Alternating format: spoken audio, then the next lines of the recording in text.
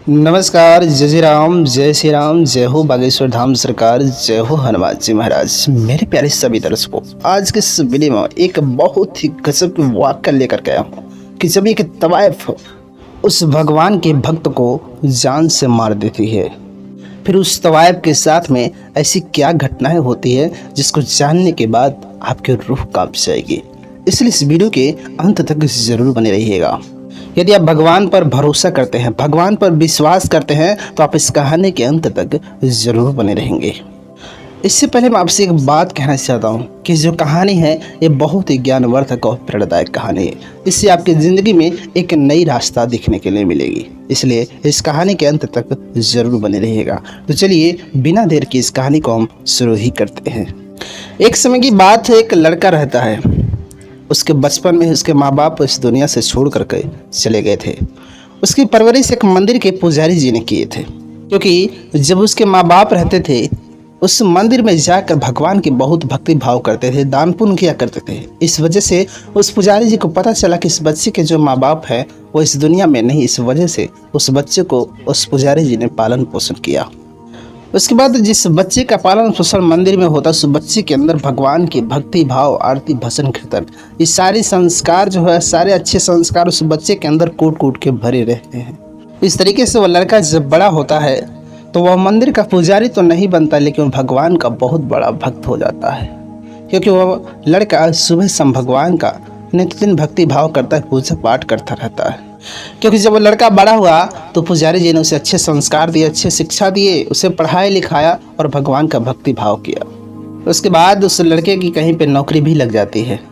उसके बाद उस गांव में एक कोठा होता है, वहाँ पर बहुत सारे तवाइफे रहते हैं। वह तवाइफ बहुत ही सुंदर और खूबसूरत थी। हाँ, वह गलत कार्य जरूर करती थी, लेकिन वो बहुत ही सुंदर थी, मनमोहक थी। उसे जो कोई देखता था एकदम मोहित हो जाता था। उसकी चर्चाएं दूर दूर तक होती रहती थी।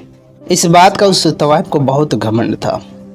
उसकी जो मालकिन थी वह कहती कि देखो, तुम बहुत खूबसूरत हो, तुम्हें दूर दूर तक लोग जानते हैं और तुम्हारा ही डिमांड करते हैं, मुँह मांगा पैसा मिलता है, तुम्हें किसी प्रकार की कमी नहीं है, तुम्हारे पास बहुत पैसे हैं। लेकिन इस गांव का एक लड़का है जो बहुत ही हिष्ट पुष्ट नौजवान है, बहुत ही खूबसूरत है, उसके चेहरे से तेज चमकता है, लेकिन तुम उस लड़के को कभी मोहित नहीं कर सकती हो। ये तवाइफ कहती है कि उसको तो वश में करना मेरे चुटकियों का कमाल है। मालकिन कहती है कि ठीक है, तुम उसको अपने बस में करो।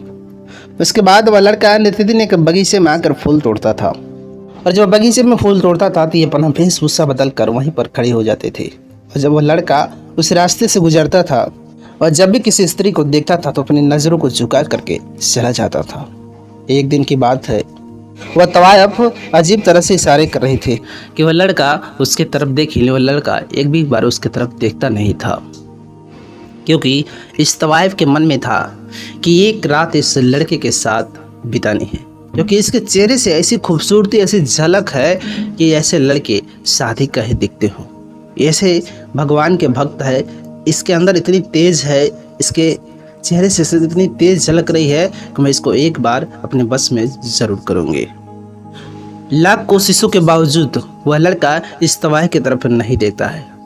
फिर एक दिन योजना बनाती है, फटेहाल स्थिति में उस मंदिर के सामने आकर गिर कर पड़ी रहती है यह तवाइफ। और वह लड़का जब मंदिर के सामने देखता है तो कहता है कि अरे, ये तो बेसहारा लाचार औरत है, इसकी मदद करने की ज़रूरत है।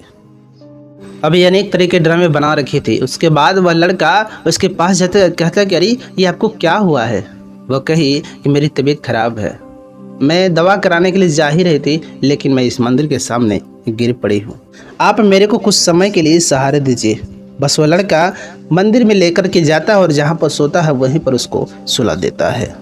वो उसे दवा ला करके देता है, भोजन पानी देता है। वो कहता है कि अब आपकी तबीयत कैसी है। वह कहती है कि ठीक है।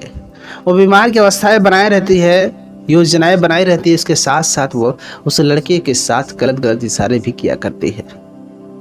लेकिन वह लड़का एक बार भी उसकी तरफ नहीं देखता था, वह तो उसकी मदद करने में मग्न था। ये अनेक प्रकार की तिरछी नज़र मारा करती है, लेकिन वह लड़का इसकी तरफ एक भी बार नहीं देखता है। अगर उस लड़के के जगह कोई दूसरा हो तो उसके बस में ज़रूर हो जाता, लेकिन उसके अंदर इतनी सहनशीलता थी वह भगवान का ऐसा भक्त था कि कभी भी अपने वचन से, अपने नज़रों से कभी विचलित नहीं होता था। जब उसके हालात में कुछ सुधार आते उसके बाद वह कहता कि बताओ तुम्हारे परिवार वाले कहीं पे रहते हो, तुम्हारे घर वाले कहीं पर रहते हो तो मैं तुम्हें वहाँ पर ले जा करके छोड़ देता हूँ। लेकिन वह तवाइफ कहती है कि इस दुनिया में मेरा कोई नहीं है, मैं लवारिस हूँ, मैं इधर उधर जहाँ कहीं भी अपना डेरा डाल देती हूँ, लेकिन आज मुझे यहाँ से जाने की इच्छा नहीं हो रही। क्या ये एक लवारिस व्यक्ति को आप यहाँ से जाना चाहते हैं, यहाँ से भेजना चाहते हैं कि आप एक लवारिस व्यक्ति को, लवारिस औरत को आप यहाँ से भेजना चाहेंगे? उस लड़के ने कहा कि एक रात तो मैं आपको यहाँ पनाह दे सकता हूँ, लेकिन हर रोज़ मैं आपको यहाँ नहीं रख सकता हूँ, क्योंकि आप एक पराई स्त्री हैं, क्योंकि मैं एक नौजवान लड़का हूँ और लोग क्या कहेंगे, इस वजह से मैं आपके साथ यहाँ नहीं सो सकता। उसके बाद वह लड़का कमरे से बाहर सोता है। उसके बाद वह लड़का बाबा जी के पास में जाता है, कहता कि बाबा जी एक लवारिस लड़की है जो यहाँ से जाने के लिए तैयार नहीं है, उसको क्या किया जाए? उस बाबा जी ने कहा कि तुम भी अकेले ही जीवन जीते हो, वो भी एक लवारिस है, क्यों ना तुम उससे विवाह कर लो। बल्कि उस लड़की के अंदर ऐसी कोई भावनाएं नहीं थी, बस उसको एक रात के लिए उस लड़के के साथ गुनाह करना था। लेकिन उस लड़के के मन में कुछ ऐसा वैसा नहीं था। वह जाता है, कहता कि देखो मैं अपने धर्म गुरु से विचार किया तुम्हारे को लेकर के, लेकिन उन्होंने बताया कि अगर पराई स्त्री है, अबला है, तो तुम उससे विवाह कर लो। इसलिए अगर तुम सहमत हो, तुम्हें मंजूर है, तो तुम मुझसे विवाह करके मेरे साथ रह सकते हो, वरना मैं पराई स्त्री को कभी भी अपने पास नहीं रख सकता। उसके बाद उस लड़के ने कहा कि चलो तुम्हें आज एक दिन का समय देता हूँ सोच समझने के लिए, कल तुम मुझे बता देना। उसके बाद वह लड़का वहीं बाहर रात गुजार लेता है। वह लड़का बाहर सोया रहता है और वह अंदर सोई रहती है। उसके मन में रात ही भर यही विचार चलता है, उसको साथ एक रात के गुनाह करना। उसके बाद उसके मन में एक शैतानी ख्याल आता है कि चलो इसके साथ मैं विवाह कर लेता हूँ, एक रात गुजारने के बाद मैं इसको छोड़ करके चली जाऊँगी। अब सुबह का समय होता है, लड़की शादी करने के लिए राजी हो जाती है, तैयार हो जाती है। लेकिन उस लड़के जो है ना, वो अपने घर में एक बोलने वाला तोता रखा होता है। उसके बाद जो है शादी की तैयारियां होती है, दोनों की धूमधाम से विवाह हो जाता है। अब यह सोचती कि चलो इसको छोड़ करके मैं चली जाऊंगी। शादी की एक रात बीतती है, 2 रात बीतती है। अब उस तवाइफ का इस लड़के से मन भर जाता है। अब वो सोचने लगती है कि मेरा जो कार्य था वह तो पूरा हो चुका, अब तो मुझे दुनिया में घूमना चाहिए, अलग अलग लोगों के साथ, अलग अलग लोगों के पास जा करके मुझे पैसे कमाना चाहिए, यहाँ तो मुझे कुछ नहीं मिलेगा, भला मैं अपना ऐसा गुजर बसर कैसे करूँगी। इस तरीके से उसके मन में विचार आता है। उसके कोठे की जो मालकिन होती है उससे फिर से उसका संपर्क बनाती है। वह मालकिन रात्रि के समय आती है। वह कहती है कि आपने जो कहा था ये लड़का गुनाह नहीं करेगा, गुनाह करने के लिए तैयार नहीं था, मैंने इसके साथ गुनाह कर दिया, लेकिन मेरे को इससे शादी करनी पड़ी और मैं इसके साथ रहना नहीं चाहती, मैं आपके साथ आना चाहती हूँ। और मालकिन कहती है कि अरे तुम इसके साथ विवाह की हो, तुम ऐसे इसको छोड़ करके नहीं जा सकती, तुम्हें इसे तलाक देना पड़ेगा। वह तवाइफ कहती कि अरे ये भगवान का भक्त है, बहुत अच्छा इंसान है, अगर मैं इसको तलाक देने की बातें करूँगी तो इसके दिल पे क्या गुजरेगी, इसको बहुत तकलीफ होगा, इसलिए मैं इससे तलाक की बातें नहीं कर सकती हूँ। तो वह मालकिन कहती है कोठे वाली कि ठीक है, अगर तुम ऐसा नहीं कर सकती हो तो तुम इसे मार दो, उसको मारने के बाद तुम्हारा रास्ता साफ हो जाएगा और तुम यहाँ से चली जाना। ये सारी की सारी बातें वह तोता घर में बैठा सुन रहा था, इसलिए वह तोता सिर्फ यही कहता था कि बचाओ बचाओ बचाओ, लेकिन उसका मालिक वह लड़का इस बातों को ध्यान नहीं देता था। जब रात्रि का समय होता है तो उस तवाइफ के मन में यही विचार आता है कि इस लड़के को किस तरह से मार करके मुझे यहाँ से चले जाना है। जब शाम का समय होता है, भोजन बनाती है, भोजन खिलाती है, पैर दबाती है, सब कुछ करती है। वह तवाइफ जो है अपने उस पति को बहुत प्यार दुलार देती है ताकि उसे किसी प्रकार की कष्ट महसूस ना हो। यह सारी बातें जो तोता सुन चुका था, इसलिए तोता बार बार यही कह रहा था कि बचाओ बचाओ बचाओ, लेकिन वह मालिक उस तोते की बातों का ध्यान नहीं देता था। लेकिन वह तोता बस एक ही बात कहता था कि बचाओ बचाओ बचाओ। वह लड़की 2 थाली लगाती है और जो लड़के का थाली होता है उसमें जहर मिलाई रहती है। भोजन करने के बाद कुछ ही देर बाद उस लड़की के पेट में दर्द होने लगता है। उस लड़के के पेट में दर्द होने लगता है। उसके बाद वह तुरंत अपनी पत्नी को बुलाता है, कहता है कि सुनो जी, पता नहीं क्यों मेरे पेट में बहुत ज़ोरों से दर्द हो रहा है। ये तवायब कहती है कि शायद आप बाहर कुछ उल्टा सीधा खा लिए होंगे, इस वजह से आपके पेट में गैस हो रहा होगा। वो लड़का कहता है कि नहीं नहीं, ऐसा लगता है इतनी ज़ोरों से दर्द हो रहा है कि मेरे प्राण निकल जाएंगे। उसके बाद वह तवायब जो है उस लड़के को उसी कमरे में छोड़ करके चली जाती है। वह लड़का जहर वाला भोजन किया रहता है, इस वजह से उस कमरे में उस लड़के की तड़प तड़प करके मौत हो जाती है। उधर वह तोता एक ही रट लगाया रहता है, बचाओ बचाओ बचाओ, लेकिन वह तवायब उसको छोड़ करके चली जाती है। अब सुबह होती है, वह लड़का तो दुनिया छोड़कर चला गया होता है, लेकिन उस मंदिर का पुजारी उसका इंतजार करते हैं कि अरे आज सुबह हो गया और मेरा चेला अभी तक आया नहीं। फिर वो सोचता है किसी काम में फंस गया होगा, लेकिन उनको रहा नहीं जाता है। उस लड़के के घर पे आते हैं तो देखते हैं उसके घर का दरवाज़ा बंद रहता है। वह सोचते हैं कि शायद वह अंदर सो रहा होगा। उसके घर का दरवाज़ा बंद रहता है, वह पुजारी जी चले जाते हैं। फिर वह शाम के समय फिर वापस उसके घर पे आते हैं। फिर सुबह घूम के चले जाते हैं। 1 दिन 2 दिन 3 दिन ऐसे बीत जाते हैं, लेकिन उसका कुछ पता नहीं चलता है। वह इधर उधर कुछ लोगों से पूछे कि आखिर वो मेरा जो चेला था वो कहाँ चला गया। लोगों ने कहा कि नहीं नहीं, शादी हुई है, शायद वो कहीं घूमने ना चला गया हो। अब रात्रि के समय उनको सपने आता है, उनको दिखाई देता है कि मेरा जो चेला है ना, मेरा जो बेटा है ना, वो यही कह रहा है कि बचाओ बचाओ बचाओ। उनकी नींद जो है खुल जाती है। अब उस पुजारी जी को वही भयावह सपना जो है बार बार तंग करती है, परेशान करती है। अब जो सुबह होता है ना, वो उसके घर की तरफ चल देते हैं। जाने के बाद जब दरवाज़ा बंद होता है तो पुजारी जी कहते हैं कि आज इसके घर का दरवाज़ा जो है तोड़ना ही पड़ेगा, क्योंकि जो रात की भयावह सपने थी वह कुछ न कुछ संदेश दे रही, इस वजह से आज इसके घर का दरवाज़ा ज़रूर ही तोड़ना पड़ेगा। लेकिन जब वो दरवाज़ा तोड़ रहे थे तो उस तोते को पता चला कि शायद कोई है, क्योंकि वह 2 दिनों से भूखा प्यासा था। लेकिन जैसे उस तोते ने सुना कि लोग दरवाजे खोले, उसने कहा कि बचाओ बचाओ बचाओ। उस तोते की आवाज़ सुनते ही पुजारी के साथ में कुछ जो लोग थे वह तुरंत उस दरवाजे को तोड़ देते हैं। अब इन लोगों के मन में संशय हो जाता है कि आखिरकार यह तोता बचाओ बचाओ क्यों कर रहा है। उस घर का जब दूसरा दरवाज़ा तोड़ते हैं तो देखते हैं वह लड़का मरा पड़ा हुआ मिलता है उस कमरे में। 3 दिन हो चुके थे, लेकिन उसके बॉडी में थोड़ी भी सड़न नहीं थी, थोड़ी भी दुर्गंध नहीं आ रही थी। उसका बॉडी वैसे फ्रेश का फ्रेश पड़ा हुआ था। बेचारे वो पुजारी बहुत ही चिंतित होते हैं कि आखिरकार इसके साथ ऐसा हादसा कैसे हो सकता है।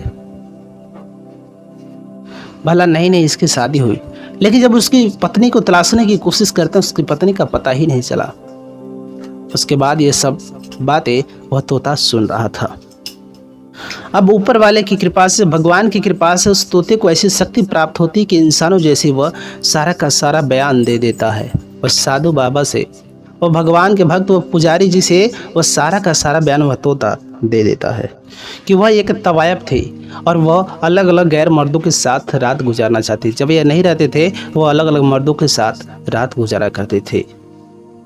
हम इसलिए चिल्लाते थे बचाओ बचाओ, लेकिन कोई मेरी बातों को नहीं सुनता था और वह जहर ला करके इस खाने में मिला करके इनको मार करके चली जाती है। उस पुजारी जी की बातें सुनने के बाद बहुत गुस्सा होती है। वह सोचता मैं उस तवायब को जिंदा नहीं छोड़ूंगा, उसको मार डालूंगा। उसके बाद वो तोते को लेते हैं जंगल में छोड़ने के लिए और 3-4 लोगों के साथ मिल करके वो उस तवायब के कोठे पर जाते हैं। वह चिल्लाते हुए जाते हैं कि तवायब कहाँ है कहाँ है। उसके बाद तवायब की मालकिन, वह कोठे की मालकिन जो है आती है। वह कहती है कि शायद उस लड़के के बाप आप हैं, जिस लड़के का पालन पोषण आपने किया था।